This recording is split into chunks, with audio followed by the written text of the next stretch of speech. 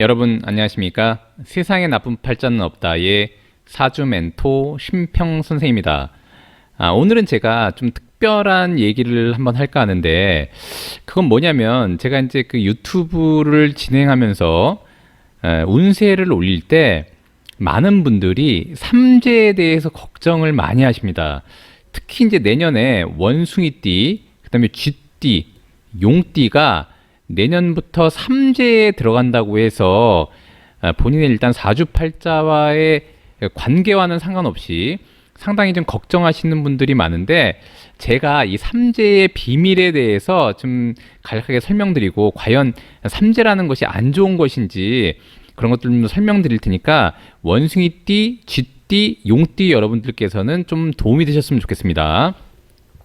자, 그러면 이제 삼재에 대해서 잠깐 살펴보면, 일단 내년이 원숭이띠, 쥐띠, 용띠한테는 22년 이민년 하고요. 그 다음에 23년 개묘년, 그 다음에 2024년 갑진년이 삼재에 해당이 되는데, 보통 이제 이렇게 이민년에 삼재에 들어간다고 해서 뭐 들삼재라고 표현을 하기도 하고, 그 다음에 24년 갑진년을 삼재를 나가는 마지막 삼재라고 해서 날삼재라고 표현을 하기도 하는데, 여기에 제가 좀 궁금한 게 있는데, 제가 예전에도 이런 영상을 한번 찍은 적이 있는데, 이렇게 사주팔자, 즉 뭐냐면 띠가 됐건 이런 뭐 팔자가 됐건 이런 것을 가지고 그 사람의 미래를 예측하고 논하는 것을 명리학이라고 하는데, 이 명리학이라고 하는 것은 과거 중국에서부터 시작된 굉장히 고대의 학문입니다. 자, 그런데 일반적으로 이제 명리학을 공부하시는 분들이 그렇기 때문에 이제 중국에서 내려오는 고전을 가지고 공부하게 되어 있고, 저 역시도 중국에서 내려온 굉장히 오래된 고서부터 고전을 가지고 명리학을 공부하게 되는데, 이 사주팔자를 논하는 이 명리학이라는 이 학문에 삼재라고 하는 개념 자체가 없습니다. 굉장히 충격적일 수도 있는데, 명리학을 공부하시는 분들 중에 이 삼재라고 하는 근거가 나와 있는 책이 있다면 저한테 소개시켜 주시거나 아니면 제보해 주시면 제가 살펴보겠습니다. 뭐 저 역시도 이 명리학을 이제 가르치는 입장에 있는 사람으로서 많은 서적을 본 입장이고, 그리고 일단 뭐 논문도 그래도 좀 여러 편 제가 쓰고 했는데, 이 삼재에 관한 개념이 나와 있는 명리학 서적을 제가 본 적이 없습니다. 즉 뭐냐면 이 삼재라고 하는 개념 자체가 옛날부터 내려오던 이 사주팔자를 공부하는 명리학의 개념이 없다는 것을 의미하게 됩니다. 그럼 과연 이 삼재가 과연 뭐냐, 이게 어디서 갑자기 튀어나왔냐, 이런 의문을 가질 수밖에 없는데, 다시 한번 제가 추측컨대 삼재 같은 경우에는 여기 써 있지만 원숭이띠와 쥐띠와 용띠가 한 세트가 돼서 움직이게 되어 있습니다. 결국엔 뭐냐면 이제 원숭이띠 다음에는 닭띠가 되고, 닭띠 다음에는 개띠가 되는데, 그게 아니라 갑자기 원숭이띠, 쥐띠, 용띠가 삼재를 같이 들어갔다가 삼재를 같이 나오게 된다는 것은 요 세 동물이 한 세트가 되는 것을 의미하는데, 이렇게 이 띠를 한 세트로 묶은 것은 바로 그것을 명리학 용어로 삼회라고 합니다. 일반적으로 이제 삼합이라고 하는데, 결국에는 요 세트가 이렇게 세 개가 같이 움직이는 것은 삼회를 기준으로 움직이기 때문에 그런 것입니다. 그래서 결국에는 그 근거를 보자면 요 세 개의 원숭이띠, 쥐띠, 용띠가 하나의 운동 궤도에 있기 때문에 요 세 가지의 띠를 가지고 무언가를 유추하는데, 거기에서 삼재라는 개념이 나왔다고 유추할 수가 있습니다. 근데 이 세 가지의 개념이 함께 움직이는 것 중에 대표적인 게 12신살의 개념이 있습니다. 즉 뭐냐면 12신살에서, 즉 내년 이민년, 개묘년, 갑진년이 12신살의 순서에서 마지막 3개의 순서, 즉 뭐냐면 이제 12개 중에 10번째, 11번째, 12번째가 됩니다. 즉 뭐냐면 이제 마무리하는 시점으로 들어간 것을 의미하는 거죠. 즉 뭐냐면 원숭이와 쥐와 용 같은 경우에는 원숭이는 오행으로 금이 되고, 쥐는 오행으로 수가 되고, 용은 오행으로 토가 되는데, 이것들이 오행이 다르다고 하더라도 운동은 어떤 운동을 하냐면 수운동을 하게 되어 있습니다. 수운동, 즉 물운동입니다. 물운동. 우리 사물에 비유하자면 물론 물이 꼭 수는 아닌데 어쨌거나 이제 수운동을 하게 되어 있는데 결국에는 이민년, 계묘년, 갑진년이 될 때 수운동은 점점 약화되게 되어 있습니다. 그렇기 때문에 이제 뭔가 운동을 할 때 수운동이 약화되니까 원숭이띠와 쥐띠와 용띠가 어떤 세력이 약화되는 것으로 비유해서 그것을 힘이 약해지는 측면이 있기 때문에 그러한 것을 삼재라고 논하지 않았느냐라고 일단 알 수가 있는데, 그렇다면 내년부터 과연 이 3회에서 즉 뭐냐면 이제 원숭이, 쥐, 용이 이 3회를 기준으로 어떤 12신살이 되는지를 일단 볼 필요가 있습니다. 왜냐하면 이 원숭이띠와 쥐띠와 용띠가 세 개가 이렇게 세트로 움직이는 개념 중에는 제가 12신살이 있다고 제가 말씀드렸기 때문에 그것을 보면 알 수가 있습니다. 자, 그런데 내년 22년, 23년, 24년, 이민년, 계묘년, 갑진년은 12신살의 개념으로 역마와 유객, 그 다음에 화계가 됩니다.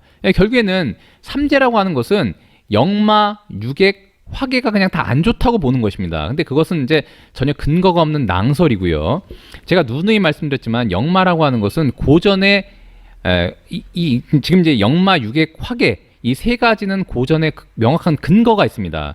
역마라고 하는 것은 제가 늘상 말씀드렸지만 뭔가 역동적이고 국제적으로 움직이는 것을 현대사회에서 의미한다고 말씀드렸고, 간략하게 얘기하자면 역마라는 것이 보통 이제 막 돌아다닌다. 그래서 이제 안 좋은 것으로 주로 많이 과거엔 얘기했는데 실제로 그게 아니라 역마는 뭐냐면 이 역이라는 것은 여러분도 아시겠지만 뭐 무슨 역, 대치역, 뭐 성북역 이런 것처럼 우리가 기차를 타고 내리거나 지하철을 타고 내리는 것을 역이라고 하지 않습니까? 즉 뭐냐면 역은 곧 내가 기존에 타던 뭔가 열차가 있으면은 거기서 내려서 갈아타는 역할을 하기도 하고요.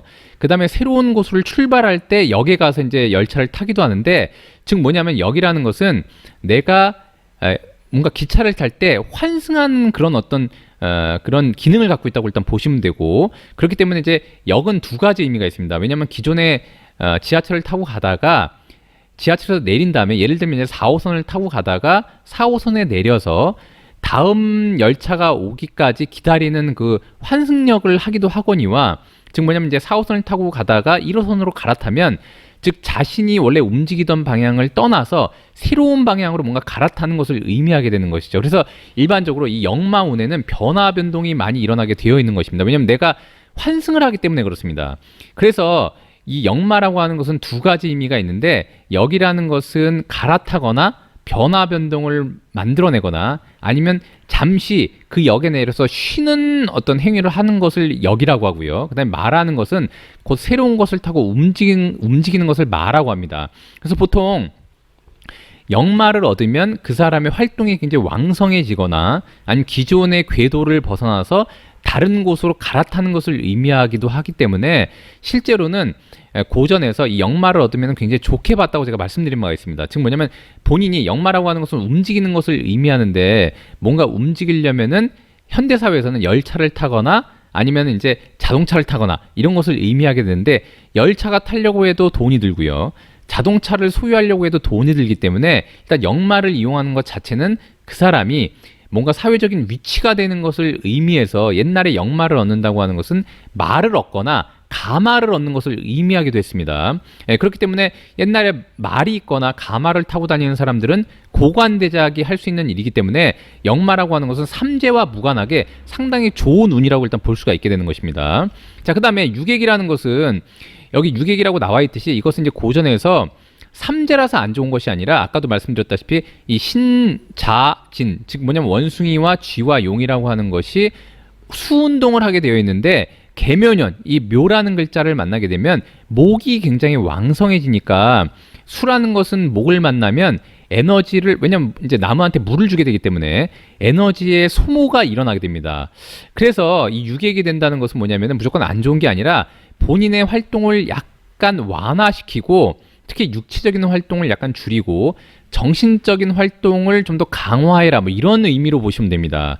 즉 뭐냐면은 이럴 때 특히 공부를 하기에도 굉장히 유리하고요. 그 다음에 이제 정신활동이 왕성해진다는 것은 뭘 의미하냐면 겉모양에 그 신경 쓰지 말고 내면에 신경 쓰라는 의미가 되기도 합니다. 그래서 만약에 원숭이와 쥐와 용띠가 예를 들어서 2023년에 공부를 하려고 하는 계획이 있었다거나 아니면 자격증을 따려고 했다거나 아니면 본인이 이제 철학적인 측면에서 뭔가 논하려고 한다거나 저처럼 명리학에 좀 관심이 있었다거나 이런 분들은 굉장히 공부하기가 굉장히 좋은 해가 되는 것이고 그다음에 일단 본인이 정신적으로 성숙하기에 굉장히 좋은 해가 될 수 있는 것이 곧 유객이라고 일단 보시면 됩니다. 근데 다만 조금 안 좋은 것은 뭐냐면 유객이라고 하는 것은 아까도 말씀드렸다시피 에너지가 좀 약화되는 해라고 일단 볼 수가 있기 때문에 원숭이나 쥐띠나 용띠 분들 중에 기존에 지병이 있으셨던 분들은 2023년에 약간 유의해야 되고요. 그 다음에 이게 삼재라서 안 좋은 것이 아니라 자 보시면 원숭이띠한테 이 계묘년에 이 묘라는 글자 즉 토끼에는 뭘 의미하냐면 묘와 신이 만나면 이것이 곧 원진을 이루게 됩니다. 그래서 원진이라는 것 자체가 부조화를 의미하기 때문에 제가 몇 번 설명드렸지만 부조화라는 것은 주변의 환경이나 사람들과 갈등을 일으키게 됩니다. 그래서 그것 때문에 안 좋은 것이지 삼재라서 안 좋은 것이 아닙니다. 그래서 삼재라는 개념은 일단 머릿속에서 지워버리시고 좀 더 주변 사람들과의 유대관계라던가 환경에 본인이 좀 더 맞춰가면 중간 삼재라고 하더라도 무탈하다는 것을 의미하게 되고 특히 쥐띠 같은 경우에는 이렇게 묘년을 보게 되면 특히 여성분들 특히 이제 자궁이라던가 아니면 이제 뭐 방광이라던가 약간 산부인과 질환에 안 좋으셨던 분들은 이렇게 잠용이 되게 되면 산부인과 출입이 좀 더 늘게 됩니다. 그래서 그런 부분에서 조금 안 좋은 것이니까 평소에 관리를 잘하고 그다음에 이제 산부인과 질환이 일어나지 않도록 음식이라던가 아니면 이제 거기에 해당하는 좀 그 체력을 좀 잘 보충하면 충분히 좋은 쪽으로 일단 변화시킬 수가 있게 되는 것이고요. 그 다음에 여기 보시면 이제 용띠 같은 경우에는 묘와 진이 만나면 이런 것을 해라고 해서 다른 용어로 천이라고 하는데 보통 방해인자가 됩니다. 그래서 뭔가 내가 합의를 이루려고 한다거나 뭔가 다른 사람하고 교류하려고 할 때 주변의 어떤 사람이나 환경으로부터 일단 방해를 받는 것을 의미하니까 그런 부분에서는 좀 더 철저하게 계획을 세워서 움직이고 그 다음에 이제 사람과의 관계에서 본인이 조금 양보한다면 무탈하게 또 넘어갈 수가 있습니다. 그래서 삼재라서 안 좋은 것이 아니라 이렇게 원진을 짜고 그 다음에 잠용이 되고 묘진이 천이 되거나 해가 돼서 안 좋다고 일단 보시면 되고요.